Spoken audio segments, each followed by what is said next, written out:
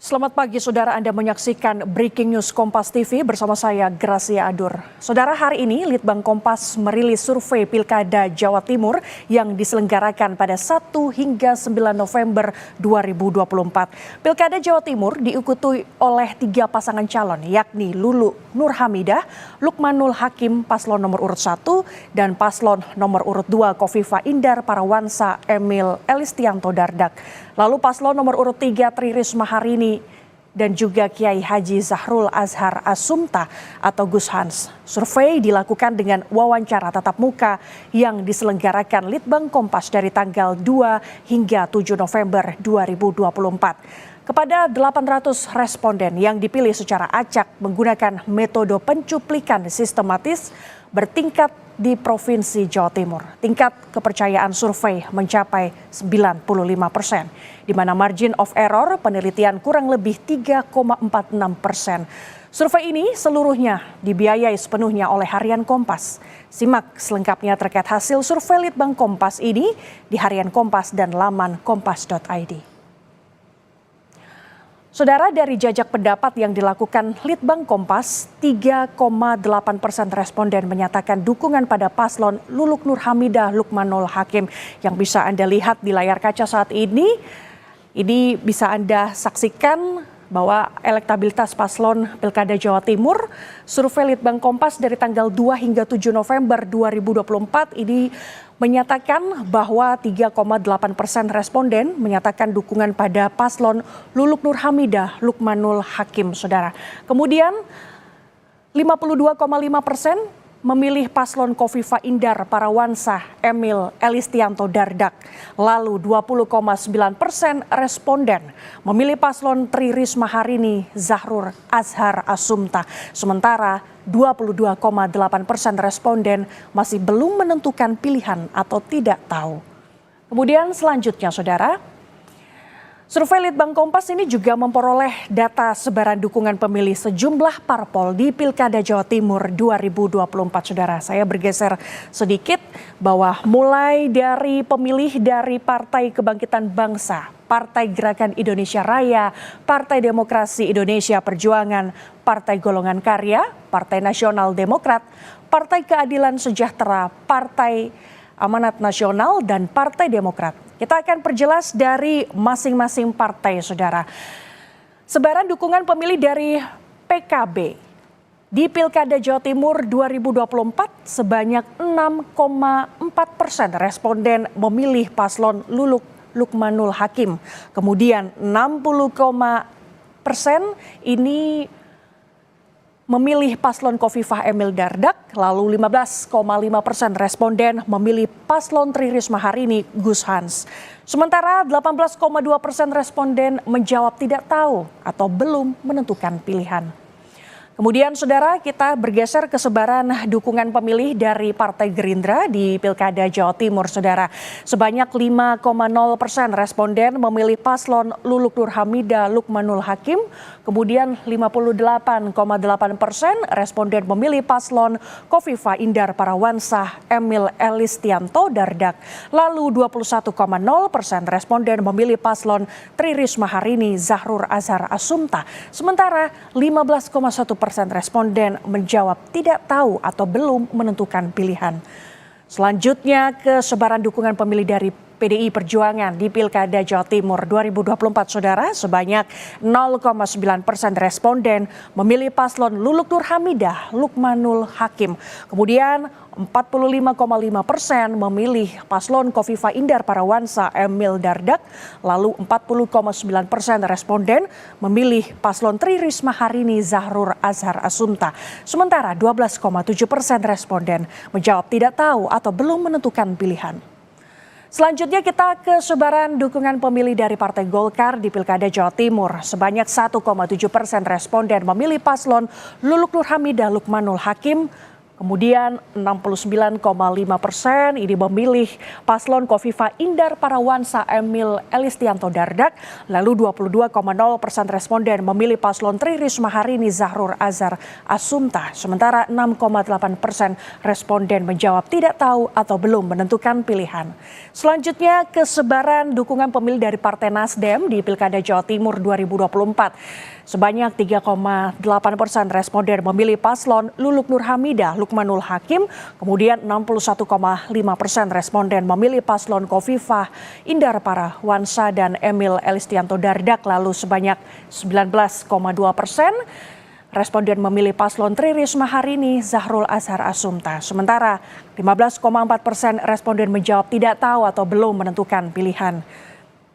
Selanjutnya saudara, kita bergeser ke sebaran dukungan pemilih dari PKS di Pilkada Jawa Timur 2024. Ada sebanyak 6,3% ini memilih paslon Luluk Nur Hamidah Lukmanul Hakim. Lalu sebanyak 43,8% memilih paslon Khofifah Indar Parawansa Emil Elistianto Dardak. Dan 37,5% responden memilih paslon Tri Risma Harini Zahrul Azhar Asumta. Sementara 12,5% responden menjawab tidak tahu atau belum menentukan pilihan. Kita ke sebaran dukungan pemilih dari Partai Amanat Nasional di Pilkada Jawa Timur 2024. Saudara, sebanyak 0% memilih paslon Luluk Nur Hamidah Lukmanul Hakim, kemudian 42,1% responden memilih paslon Khofifah Indar Parawansa Emil Elistianto Dardak, lalu sebanyak 26,3% responden memilih paslon Tri Risma Harini Zahrul Azhar Asumta, kemudian sebanyak 31,6% responden menjawab tidak tahu atau belum menentukan pilihan. Dan kemudian kita ke sebaran dukungan pemilih dari Partai Demokrat di Pilkada Jawa Timur 2024, saudara. Sebanyak 0% responden memilih paslon Luluk Nur Hamidah Lukmanul Hakim, kemudian 66,7% responden memilih paslon Khofifah Indar Parawansa Emil Elistianto Dardak, lalu sebanyak 9,1% responden memilih paslon Tri Risma Harini Zahrul Azhar Asumta, sementara 24,2% responden menjawab tidak tahu atau belum menentukan pilihan. Kemudian saudara, untuk lebih lengkapnya kita akan bahas data elektabilitas ini bersama peneliti Litbang Kompas, ada Vincentius Gitiargo. Selamat datang Mas Tiar, saya Gracia Kompas TV, terima kasih sudah hadir bersama dengan kami. Ini kita akan membahas seperti apa elektabilitas paslon di Pilkada Jawa Timur kali ini, Mas. Sangat menarik di sini. Kalau kita lihat angkanya Khofifah Indar Parawansa dan Emil Dardak ini 52,5%. Ini kalau bisa diceritakan, Mas, seperti apa suasana peta elektoral di Pilkada Jawa Timur kali ini?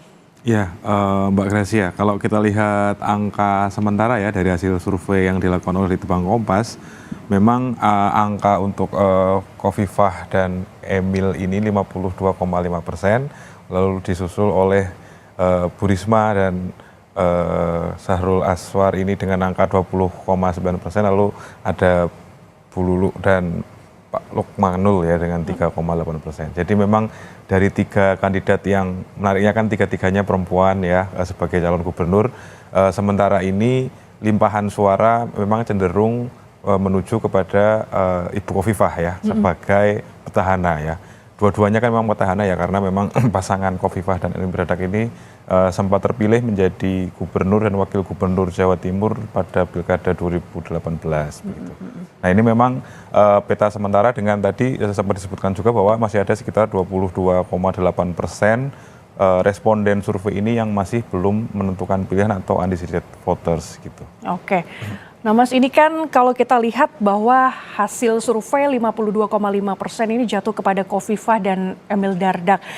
Ini kan tentu popularitas sudah dibangun sejak lama. Apakah ini juga menjadi efek sehingga hasilnya ini 52,5% untuk Khofifah dan juga Emil Dardak? Ya, kalau kita bicara wilayah Jawa Timur yang relatif luas dengan jumlah penduduk yang juga banyak ya, kan kedua terbanyak di Jawa setelah Jawa Barat. Artinya memang menjangkau calon pemilih yang begitu banyak kan memang perlu waktu, perlu upaya yang tidak singkat. Nah, keuntungan sementara yang dimiliki oleh pasangan Khofifah dan Emil ini adalah karena memang mereka sudah menjadi petahana, sehingga dari sisi popularitas tentu masyarakat dari berbagai lapisan cenderung lebih mengenal paslon ini ya, paslon urut nomor 2 ini gitu. Walaupun kita lihat juga popularitasnya dari kandidat Bu Risma misalnya yang sudah pernah menjadi wali kota Surabaya dan juga menjadi menteri itu juga tampak, tapi mungkin keterjangkauan itu masih dipegang oleh paslon nomor urut 2 begitu Mbak Gracia ya. Oke, ini kalau kita lihat berbicara soal popularitas ini, Tri Risma hari ini kan juga sudah pernah menjabat sebagai Menteri Sosial, kemudian juga pernah menjabat sebagai wali kota Surabaya seperti itu. Ini apakah masih belum cukup untuk menjangkau masyarakat lebih luas lagi, khususnya di wilayah Jawa Timur, Mas? Ya, kalau kita kembali ke pasangan Khofifah dan Emil dulu, bahwa dalam dinamika proses pencalonan kepala daerah di Jawa Timur ini kan relatif kedua pasangan calon ini yang paling dulu ya untuk firm bahwa ini akan maju, ini akan mencalonkan diri begitu. Sementara dua pasangan yang lain kan relatif waktunya agak berdekatan dengan masa-masa pendaftaran gitu, sehingga kalau kita bicara keterjangkauan bisa saja sebenarnya potensi keterjangkauan selain Ibu Khofifah dan Pak Emil ini mungkin bisa tinggi, hanya memang waktu yang mereka miliki mungkin tidak seluas itu, sehingga dalam perjalanan yang semakin dekat ini masyarakat masih perlu melihat lagi bahwa waktunya karena tadi relatif lebih singkat. Nah, Khofifah Indar Parawansa ini kan juga memiliki latar belakang di pemerintah yang cukup banyak seperti itu ya Mas ya. Kira-kira seperti apa pengenalan, apa yang dikenal masyarakat soal Khofifah Indar Parawansa dan juga Emil Dardak ini Mas? Ya, kalau kita bicara arena politik yang tentu butuh salah satu yang paling kuat kan modal sosial ya untuk bisa memenangkan pertarungan ini gitu. Nah, Ibu Khofifah ini kan secara modal sosial beliau adalah ketua ya dan pengurus inti dari Muslimat NU yang punya jaringan cukup kuat. Dan kita tahu bahwa basis di Jawa Timur itu jamaah atau masyarakat Muslim yang dekat dengan NU itu cenderung lebih banyak. Nah, itu menjadi modal sosial yang tampaknya menyumbang nilai elektoral yang cukup tinggi gitu untuk Bu Khofifah. Oke, nah kemudian munculnya Tri Risma hari ini dan juga pasangannya Zahrul dan juga Nur Hamidah dan juga Lukmanul ini kan muncul di akhir-akhir ketika betul. Mahkamah Konstitusi ini memutuskan soal ambang batas seperti itu. Ini juga sangat berpengaruh terhadap hasil survei kali ini, Mas. Ya, itu juga berpengaruh karena memang ini kan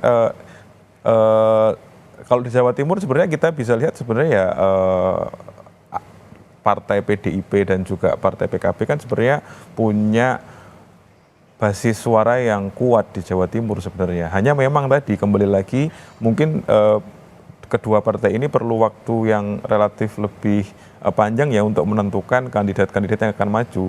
Nah, dengan fakta bahwa pencalonan itu cukup mepet dengan waktu pendaftaran, itu membuat ya tadi popularitas dan pengenalan masyarakat itu mungkin relatif mereka lebih tertinggal dibandingkan Ibu Khofifah dan Pak Emil. Gitu. Oke, kita juga bergeser sedikit saudara, ini soal sebaran dukungan pemilih sejumlah partai politik di Pilkada Jawa Timur.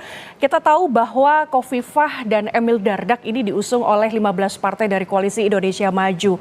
Kalau dilihat dari mesin partai di Koalisi Indonesia Maju ini apakah sudah solid untuk mendukung Khofifah dan Emil Dardak, Mas? Ya, kalau kita baca dengan basis angka dari survei ini memang kita bisa baca bahwa partai-partai KIM ya yang mengusung Ibu Khofifah dan Emil Dardak ini menunjukkan soliditas yang relatif lebih tampak ya. Artinya sejalan.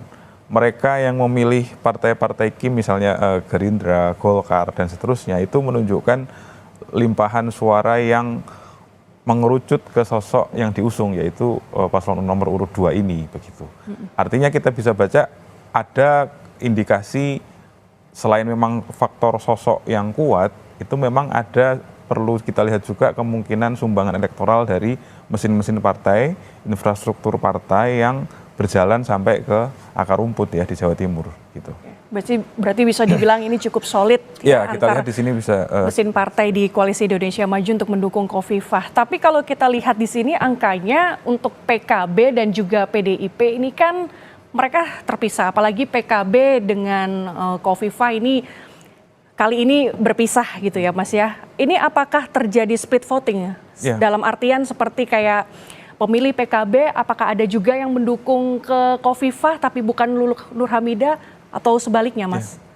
Dalam pilkada atau proses perjalanan menuju pilkada ya itu sebenarnya atau pemilu secara umum sebenarnya hal yang relatif wajar ketika ada pemilih-pemilih yang split ya, artinya partai yang dia pilih itu berbeda atau calon yang dia pilih berbeda dengan partai yang dia pilih gitu. Nah, kalau dari hasil ini kita lihat memang kecenderungan PKB meskipun ada calon yang diusung calon paslon nomor 1 memang ternyata sosok Khofifah tampak lebih kuat ya untuk para pemilih PKB ini di Jawa Timur sehingga suaranya cenderung ke paslon nomor 2. Begitupun dengan partai PDIP ya, kita lihat kan angkanya sangat ketat ya di situ. Artinya ada 45 antara Bu Khofifah dan Bu Risma ya, dari 45,5% berbanding ke Bu Risma 40,9%. Nah artinya memang faktor sosok Khofifah memang itu mungkin cenderung lebih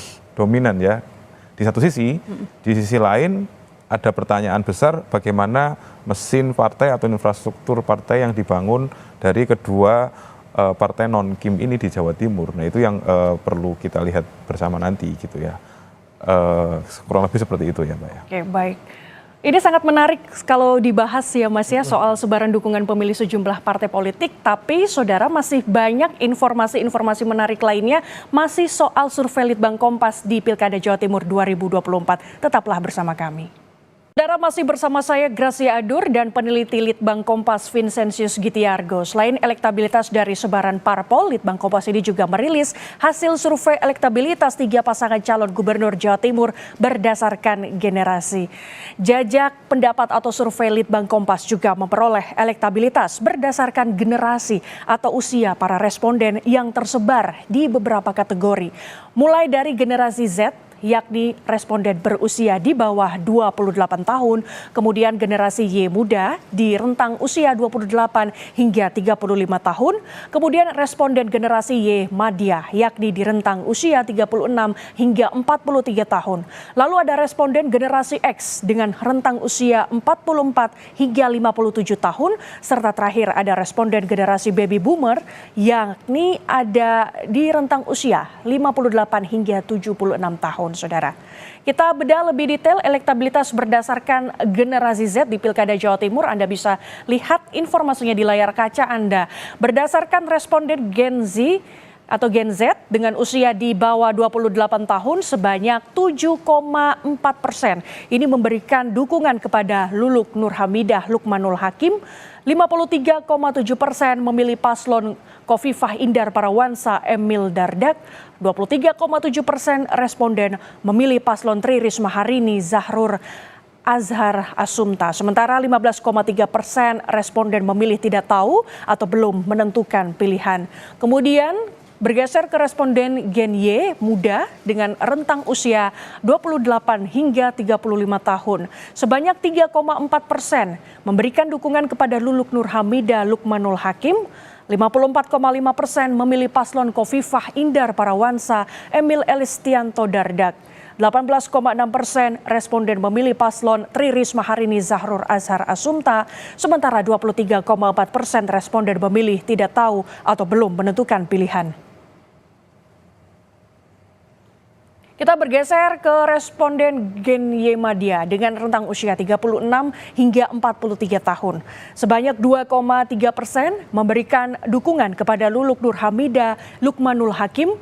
44,4% memilih paslon Khofifah Indar Parawansa Emil Elistianto Dardak. 25,6% responden memilih paslon Tri Risma Harini Zahur Azhar Asumta. Sementara 27,8% responden memilih tidak tahu atau belum menentukan pilihan. Kita bergeser ke responden Gen X dengan rentang usia 44 hingga 57 tahun. Sebanyak 3,5% memberikan dukungan kepada Luluk Nur Hamidah Lukmanul Hakim, 56,3% memilih paslon Kofifa Indar Parawansa Emil Elistianto Dardak, 18,1% responden memilih paslon Tri Risma Harini Zahrul Azhar Asumta, sementara 22,1% responden memilih tidak tahu atau belum menentukan pilihan. Kita bergeser ke responden generasi baby boomers dengan rentang usia 58 hingga 76 tahun. Sebanyak 1,5% memberikan dukungan kepada Luluk Nur Hamidah Lukmanul Hakim. 50,4% memilih paslon Kofifa Indar Parawansa Emil Elistianto Dardak. 19,3% responden memilih paslon Tri Risma Harini Zahrul Azhar Asumta. Sementara 28,9% responden memilih tidak tahu atau belum menentukan pilihan. Jajak pendapat atau survei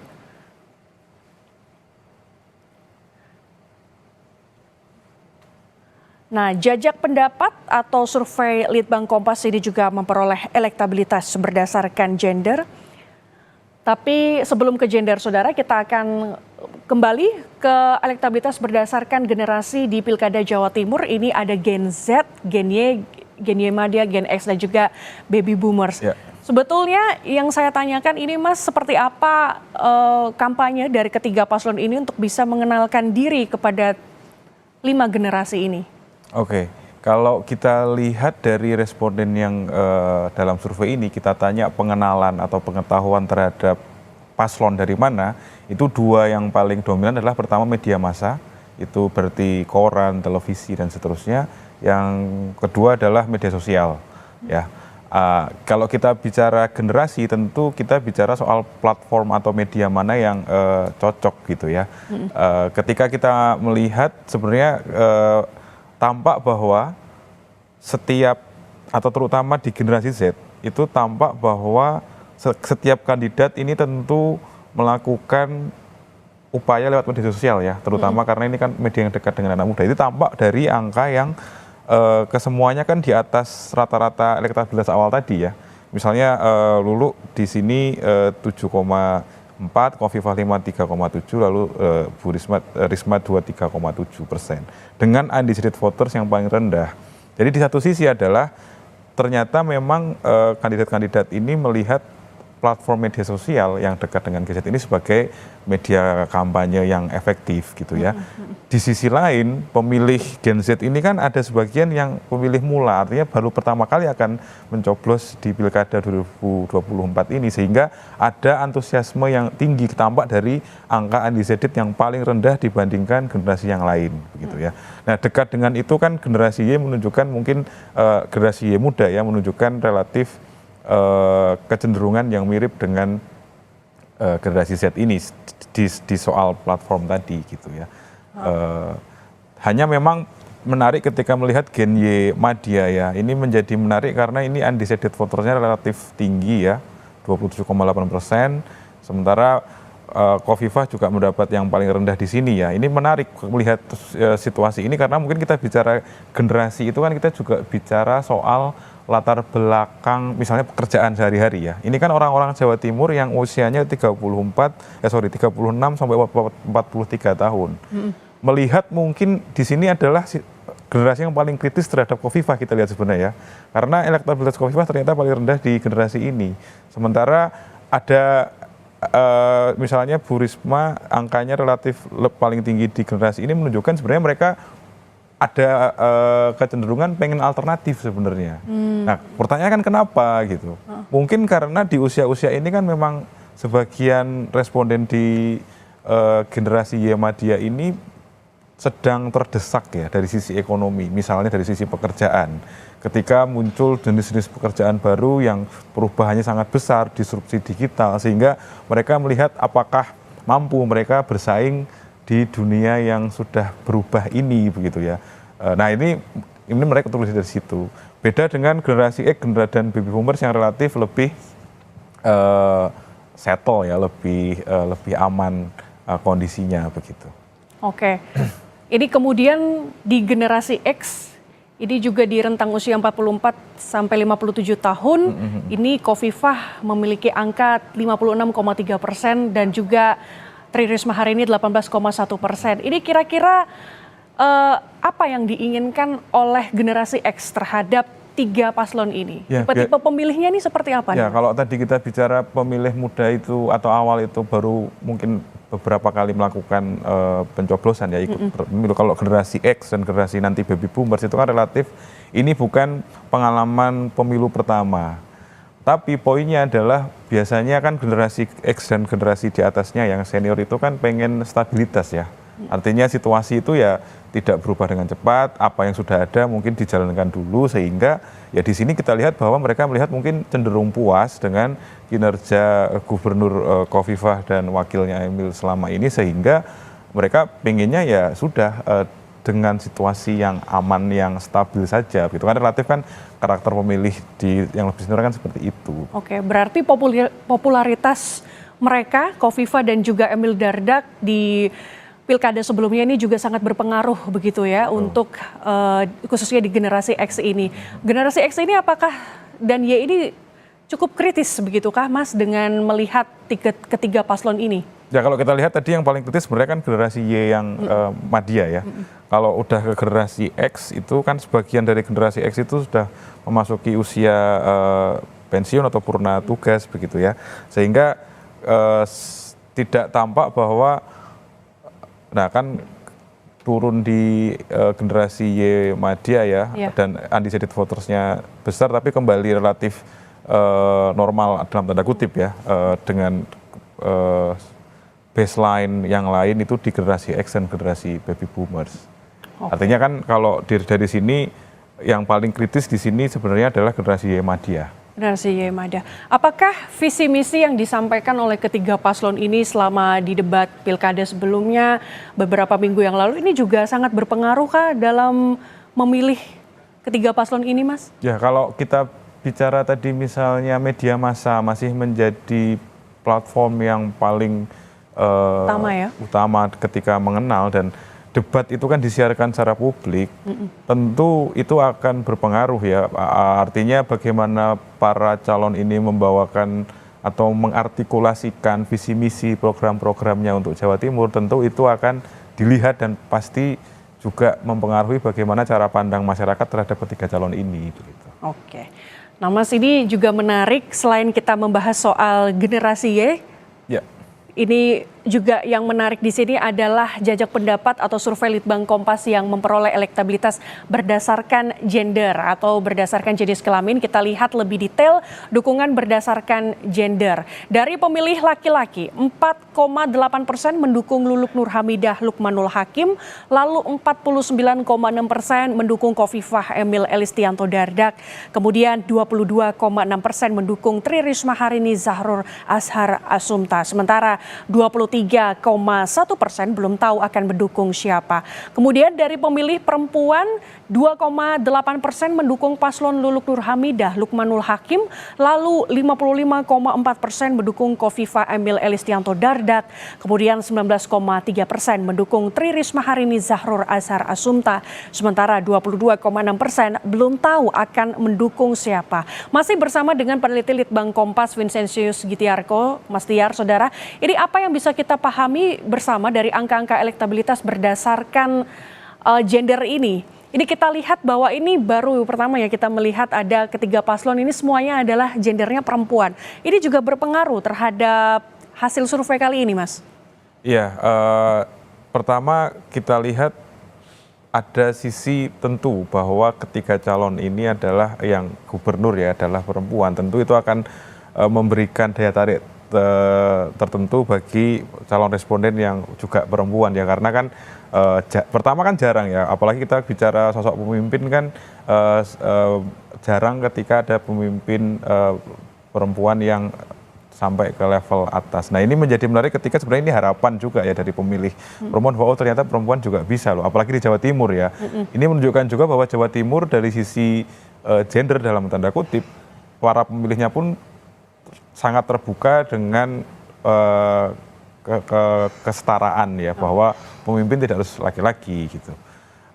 Tapi kalau kita lihat kecenderungan sebenarnya kan kalau kita bicara angkanya memang ada selisih di sana sini, tapi memang kan secara kecenderungan angkanya relatif mirip. Yang kita bisa lihat sebenarnya adalah kalau kita kembali tadi ke modal sosial ya. Memang kan kecenderungannya mirip, tapi kita lihat bahwa cenderung pemilih perempuan itu mengarahkan suaranya kepada Khofifah.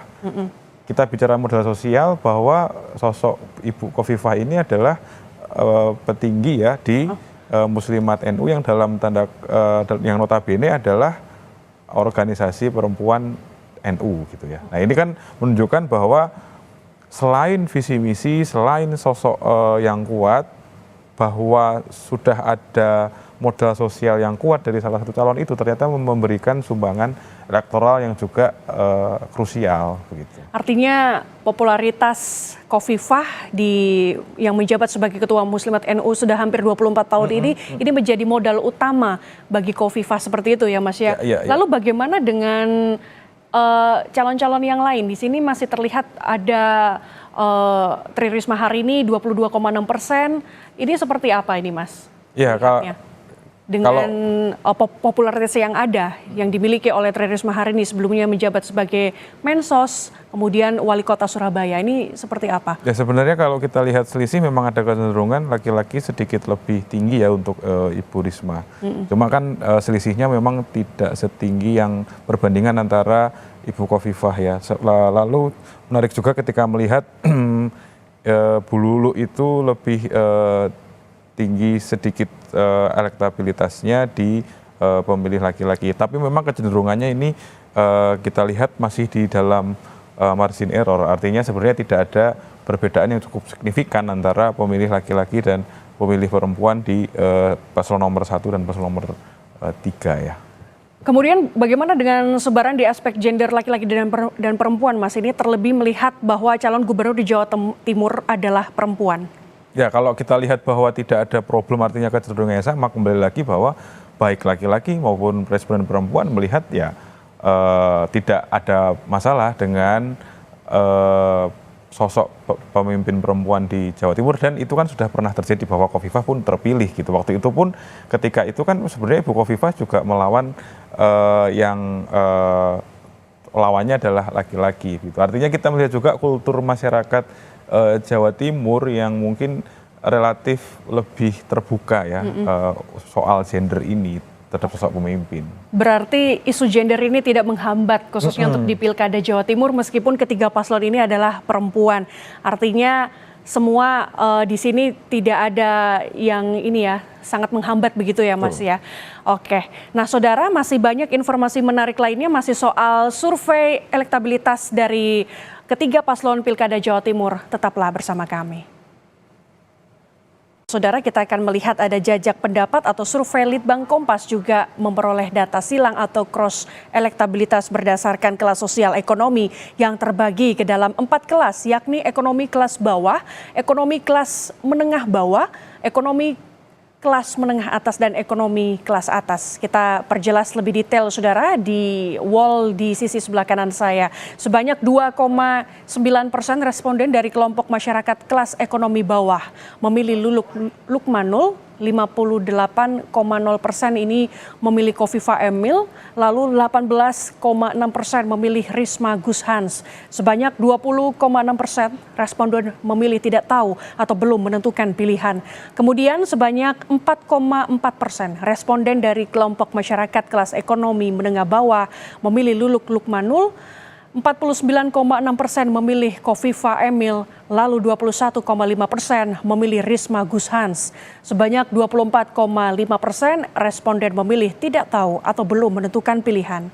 Sebanyak 5,7% responden dari kelompok masyarakat kelas ekonomi menengah atas memilih Lukmanul, 44,3% memilih Khofifah Emil, lalu 27,1% memilih Risma Gushans.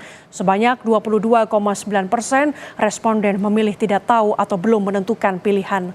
Sebanyak 4,5% responden dari kelompok masyarakat kelas ekonomi atas memilih Luluk Lukmanul, 40,9% memilih Kofifa Emil, lalu 31,8% memilih Risma Gus Hans. Sebanyak 22,7% responden memilih tidak tahu atau belum menentukan pilihan saudara. Masih bersama dengan peneliti Litbang Kompas, bersama dengan kami Vincentius Gitiarko, kita akan membahas soal dari sisi kelas ekonominya. Ini kalau kita lihat cenderung ada di nomor urut 2 yaitu Kofifa Indar Parawansa dan juga Emil Dardak. Sebetulnya apa yang diinginkan oleh mereka, Mas? Oke, ada pola yang menarik ya Mbak ya kalau kita lihat berdasarkan kelas sosial responden, karena ketika kita bicara misalnya memang yang di setiap kelas ini kan paslon nomor urut 2 yang sementara ini angkanya tinggi. Tapi ada tren bahwa semakin tinggi kelas sosial responden itu limpahan suara kepada paslon nomor urut 2, Ibu Kofifah dan Emil itu semakin turun trennya. Sementara sebaliknya di dua kandidat yang lain kita bicara Ibu Luluk dan Ibu Risma itu semakin tinggi kelas sosialnya, semakin relatif naik ya angkanya. Nah ini menunjukkan bahwa pertama pengenalan atau informasi atau kampanye yang dilakukan oleh Ibu Risma dan Ibu Luluk itu terjangkau sebenarnya. Ya bisa jadi terjangkau oleh mereka yang berada terutama di kelas menengah atas dan kelas atas. Sehingga kelompok kelas ini sebenarnya berpikir meskipun tetap ke paslon nomor 2 angkanya lebih tinggi, tapi mereka berpikir jangan-jangan bisa ya ada alternatif gitu ya, untuk ada pemimpin baru, tidak memilih yang petahana gitu. Itu di satu sisi.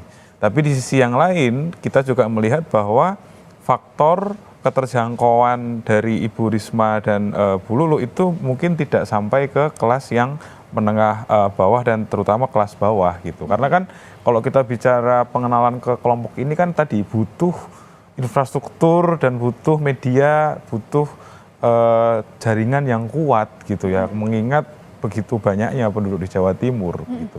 Sementara di sisi lain kalau kita bicara Bu Kofifah, bisa terindikasi bahwa Ibu Kofifah dan Pak Emil ini berhasil menjangkau sampai ke akar rumput, yaitu masyarakat di kelas bawah gitu ya, dengan tadi infrastruktur yang dimiliki atau dengan modal bahwa mereka memang sudah menjadi gubernur dan wakil gubernur sebelumnya begitu.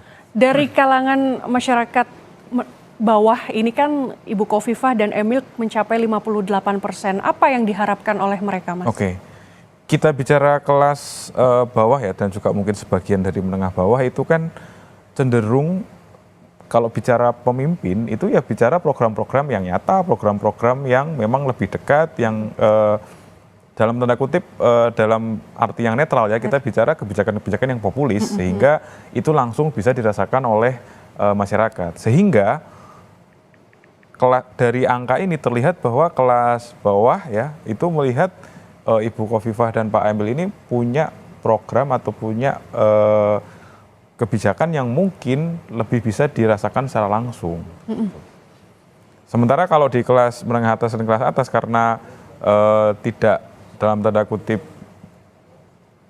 bergulat dengan perekonomian yang lebih sulit gitu, mereka lebih berpikir oh mungkin ada alternatif yang bisa diambil gitu. Melihat tadi visi misi dan seterusnya yang tidak hanya yang populis gitu ya, yang Salah satu yang diinginkan oleh Kofifa dan Emil ini adalah meningkatkan lapangan pekerjaan. Nah, untuk di kalangan menengah bawah ini apakah ini juga salah satu faktor utama sehingga mereka memilih Kofifa dan Emil, Mas? Ya, kalau kita bicara demografi secara umum kan entah di Jawa Timur secara khusus bahkan di Indonesia secara luas ya, sebenarnya kan basis pemilih kita paling besar itu ya di kelompok menengah bawah dan kelas bawah gitu ya. Nah, bahwa alasan memilih itu adalah soal lapangan pekerjaan, selalu soal ekonomi, selalu soal infrastruktur, itu kan menunjukkan bahwa memang kelas bawah dan kelas masyarakat, kelas sosial bawah dan kelas menengah bawah ini perlu sesuatu ya tadi yang memang bisa dirasakan secara langsung karena memang mereka dalam posisi mungkin terhimpit dalam kehidupan ekonomi sehari-hari mereka sehingga butuh pemimpin yang dekat dan juga punya kebijakan langsung bisa dirasakan. Nah, menarik di sini Mas untuk di kalangan ekonomi bawah Khofifah 58%, tetapi kalau kita melihat di kalangan atas ini justru menurun yaitu 40,9%. Sedangkan Tri Risma hari ini 31,8%. Ini seperti apa? Bisa dijelaskan Mas, Ya. gambarannya seperti apa ini? Kita bicara kembali lagi ke populasi ya, populasi pemilih tentu semakin ke atas populasinya kan semakin kecil ya. Oke. Artinya untuk menjangkau jumlah yang relatif kecil mungkin itu berhasil dilakukan oleh terutama oleh Bu Risma ya kalau dari sini karena angkanya paling bersaing kan di kelas atas gitu. Pertama bahwa tadi dari sisi media yang digunakan untuk kampanye, Bu Risma ini berhasil menjangkau atau berhasil dilihat oleh mereka yang berada di kelas atas. Di satu sisi, di sisi lain kelompok kelas atas ini juga tadi berpikir bahwa karena mereka juga lebih kritis dalam melihat ya mungkin visi misi dan seterusnya sehingga mereka berpikir siapa tahu ada alternatif gitu ya dari petahana yang ada. Gitu. Dari kalangan atas Mas, apa yang dilihat mereka oleh Tri Risma hari ini? Ini kan angkanya justru meningkat 31,8% Mas. Ya. Tentu mereka melihat bagaimana kiprah tentu ya, kiprah Bu Risma ini sebagai wali kota Surabaya yang pertama, lalu yang kedua sebagai menteri kan sosok ini kan sudah sosok nasional sebenarnya gitu ya. Dan mereka kan punya dalam tanda kutip dalam beberapa arti punya akses terhadap informasi yang lebih lebar begitu. Sehingga apa yang terjadi atau kiprah Bu Risma selama ini mungkin ditangkap sebagai sesuatu yang tadi bisa menjadi alternatif pilihan begitu. Oke, baik. Jadi masih banyak tantangan juga ya Mas ya dalam beberapa minggu ke depan. Nah saudara, masih soal survei Litbang Kompas di Pilkada Jawa Timur 2024, tetaplah bersama kami. Saudara, survei Litbang Kompas ini kali ini menampilkan data elektabilitas paslon Pilkada Jawa Timur 2024 berdasarkan alasan memilih. Ada beberapa faktor yang berpengaruh, di antaranya kualitas cagup dan atau cawagupnya sebanyak 20,8%. Cagup cawagup berpengalaman dalam pemerintahan sebanyak 19,3%, visi misi dan program kerjanya sebanyak 17,0%, integritas moral cagup dan cawagupnya 10,0%. Tampilan fisik cagup cawagup 3,9%, suka atau sangat suka atau sesuai hati nurani 3,8%, mewakili semangat identitas Jawa Timur sebanyak 2,7%, karakter personal 2,2%, alasan karena mengetahui paslon itu saja 2,1%, alasan selanjutnya dermawan atau berjiwa sosial sebanyak 2,1%, pilihan keluarga kerabat atau orang terdekat 2%, public figure atau orang terkenal sebanyak 1,8%, suka belusukan dan berbaur dengan masyarakat sebanyak 1,4%, lainnya 8,1% dan menjawab tidak tahu sebesar 2,8%. Kemudian bila berdasarkan pertimbangan memilih ada sejumlah faktor yang mempengaruhi saudara, yaitu pertama sosok cagup mengambil persentase tertinggi yakni 61,1%, sosok cawagup 4,1%, keduanya 25,9%, tidak keduanya 0,6%. Tidak tahu 7,7% dan tidak menjawab 0,7%, saudara. Ini tadi kita membahas sudah ada dua hal di sini, yaitu alasan memilih dan juga pertimbangan memilih. Ini kalau Mas, kalau kita lihat ini rupanya kualitas cagup dan cawagup ini juga menjadi pertimbangan mereka untuk memilih, ada sebanyak 20,8%. Ini seperti apa kalau Mas melihat soal ini? Ya, kalau soal ini kan 20,8%, artinya 2 dari 10 responden itu mempertimbangkan alasannya adalah kualitas cagupnya ya, kualitas cagup atau cawagupnya. Nah, ini juga menjelaskan kenapa aliran kepada Khofifah dan kepada Emil ini relatif lebih tinggi daripada yang lain, karena memang kualitas sebagai cagup dan cawagup itu ya dalam tanda kutip hanya dimiliki oleh paslon nomor 2 karena mereka sudah berpengalaman gitu ya. Ditambah lagi dengan selisih angka yang tidak begitu jauh itu alasannya adalah pengalaman dalam pemerintahan gitu. Nah ini juga menjelaskan kenapa pesaing terdekat dari paslon nomor 2 Bu Khofifah dan Pak Emil itu adalah Bu Risma ya di paslon nomor urut 3. Itu kan menjelaskan juga dari 3 paslon ini yang memang punya pengalaman relatif lebih banyak adalah kedua dari paslon ini. Gitu. Kemudian selanjutnya ini juga tadi kita membahas soal pertimbangan pemilih seperti itu ya Mas ya. Tadi di sini angkanya cukup besar untuk sosok Cagup sendiri juga menjadi pertimbangan penting bagi mereka. Nah, apa yang diinginkan dari responden soal sosok calon gubernur ini Mas di Pilkada Jawa Timur? Ya, sosok Cagup di Pilkada Jawa Timur yang kesemuanya adalah perempuan, kita melihat bahwa perempuan-perempuan ini memang perempuan-perempuan punya karakter yang sangat kuat ya. Karena kan kalau kita bandingkan sangat jauh pertimbangan hanya soal Cawagup gitu ya. Pertama-tama 61,1% responden melihat yaitu sosok calon gubernurnya gitu ya. Mereka melihat tadi bahwa ketiga sosok ini gitu ya punya memang sosok yang kuat, punya karakter yang kuat dan menjadi pertimbangan utama dari para pemilih ini untuk menentukan siapa yang akan dipilih dalam pilkada nanti gitu. Oke, jadi ini 61,1% ini juga menjadi pertimbangan mereka melihat seperti apa latar belakang dari ketiga paslon ini. Berarti isu gender ini tidak terlalu menjadi penghambat untuk pilkada di Jawa Timur ya Mas ya, melihat sosok Cagup ini. Kita lihat kan nggak ada masalah sama sekali sebenarnya. Tidak ada masalah sama sekali. Kita tadi sudah membahas rangkaian survei Litbang Kompas, ini merilis survei Pilkada Jawa Timur yang diselenggarakan pada 1 hingga 9 November 2 hingga 7 November 2024 maksud kami saudara. Pilkada Jawa Timur ini diikuti oleh 3 pasangan calon yakni Luluk Nur Hamidah, Lukmanul Hakim, paslon nomor urut 1 dan paslon nomor urut 2 Khofifah Indar Parawansa, Emil Elistianto Dardak. Lalu paslon nomor urut 3 Tri Risma Harini dan juga Zahrul Azhar Assunta atau Gus Hans. Survei dilakukan dengan wawancara tatap muka yang diselenggarakan Litbang Kompas dari tanggal 2 hingga 7 November 2024 kepada 800 responden yang dipilih secara acak menggunakan metode pencuplikan sistematis bertingkat di Provinsi Jawa Timur. Tingkat kepercayaan survei ini mencapai 96%, di mana margin of error penelitian kurang lebih 3,46%. Dan survei ini dibiayai sepenuhnya oleh Harian Kompas, saudara. Tadi kita sudah membahas semuanya bahwa untuk Luluk Nur Hamidah dan Lukmanul Hakim ini ada 3,8%, kemudian Khofifah Indar Parawansa dan Emil Dardak 52,5%, serta Tri Risma Harini dan juga Zahrul Assunta ini 20,9%, serta yang masih menjawab tidak tahu atau belum menentukan pilihan ada 22,8%. Tadi kita sudah membahas banyak sekali ya Mas ya, bahwa ini soal elektabilitas paslon Pilkada Jawa Timur, kemudian partai politik. Kira-kira apa yang menjadi PR ke depan bagi ketiga paslon yang menghitung hari ini, sebentar lagi akan pencoblosan ini Mas? Ya untuk yang pertama kalau kita bicara angka sementara yang paling tinggi dipegang oleh Khofifah dan Emil, ini tentu paslon nomor 2 ini ke depan poinnya adalah bagaimana mereka menjaga soliditas pemilih yang sekarang ini sudah mulai menunjukkan dukungan ke mereka gitu ya. Sementara kalau dari 2 penantang yang lain ya di paslon 1 dan paslon nomor 3, bagaimana PR-nya adalah membuat keterjangkauan tadi ya, pengenalan itu bisa dilakukan dalam waktu yang memang relatif sempit gitu ya.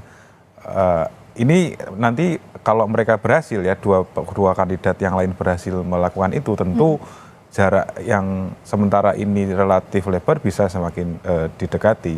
Yang kedua adalah bagaimana meyakinkan dari mereka yang belum menentukan pilihan ya, undecided voters begitu, masih ada 22,8 yang masih menimbang-nimbang. Siapa dari ketiga ini yang mau dipilih gitu. Nah itu yang menarik, kita lihat bagaimana dinamika itu berjalan ke depan. Gitu. Baik, terima kasih Mas Vincentius Gitiargo sebagai peneliti Litbang Kompas sudah menempatkan waktunya di sini. Saudara, masih banyak informasi lainnya di survei Litbang Kompas, tetap pantau terus informasi di Harian Kompas atau di kompas.id. Terima kasih saudara.